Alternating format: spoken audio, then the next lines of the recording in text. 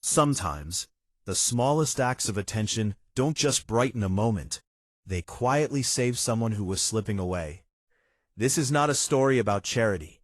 It's not about money. It's not even about words. It's a story about a woman who felt invisible, and another who noticed. The diner was almost empty that night, the kind of empty that makes every sound louder, the soft hum of fluorescent lights, the distant hiss of the coffee machine, the rain tapping against the windows like the city itself was whispering. Emma stood behind the counter, wiping the same spot for the third time, not because it was dirty, but because her hands needed something to do. She had worked here long enough to know the difference between hunger and something deeper, and tonight, the air felt heavy with the second kind. That's when the door opened. The bell rang once, and Margaret stepped inside. She moved slowly, as if the world had taught her not to take up too much space. A faded coat hung loosely on her shoulders. Her leather bag was worn at the edges, the kind that's been carried through years of quiet survival. Her eyes scanned the diner carefully, not looking for food, not even for comfort. She was looking for permission to exist. Emma noticed immediately. People like Margaret don't announce their pain. They sit quietly with it, hoping no one asks, and secretly hoping someone will. Emma walked over calmly, her voice gentle. "Good evening. Would you like a table by the window?"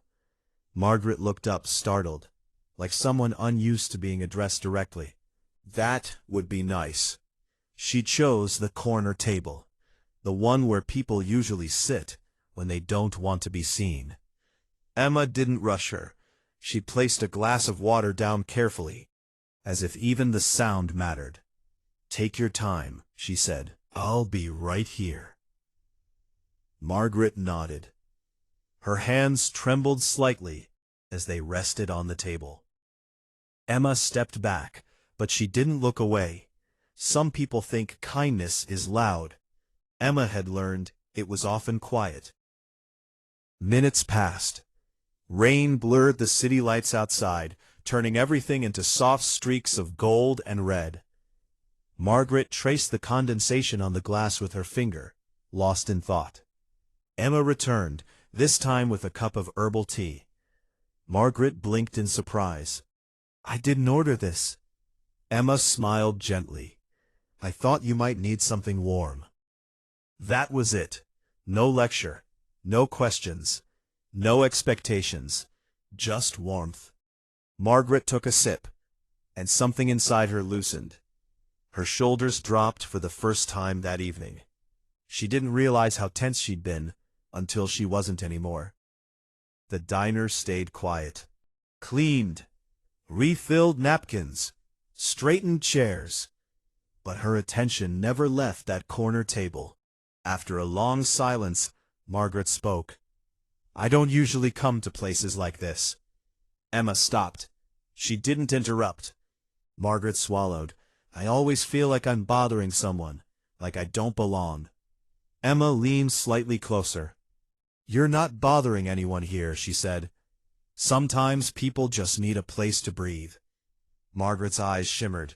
She looked down quickly, embarrassed by the emotion. Emma returned with a small plate of bread. "This is for you," she said quietly. "No need to ask." Margaret stared at it, then at Emma. A fragile smile appeared, the kind that looks like it hasn't been used in a long time. She ate slowly. Every bite felt like permission. Emma watched the change, the way Margaret's posture softened, stopped darting around the room, the way her breathing finally slowed. At one point, Margaret whispered, "I felt invisible for so long." Emma didn't answer. She didn't need to. She simply stayed. Later, when the rain softened into a drizzle, Emma placed the check holder on the table. "There's no charge tonight," she said. Margaret froze. "I can't accept that," she said. Emma shook her head gently. "This isn't about money," she said. "Tonight is about being seen." Margaret stood there for a long moment. Two strangers, One quiet understanding. She nodded once, and when she walked out into the rain, her step was lighter. Emma watched the door close. No applause, no recognition, just the knowledge that something important had happened. She returned to wiping counters, but the diner wasn't the same anymore.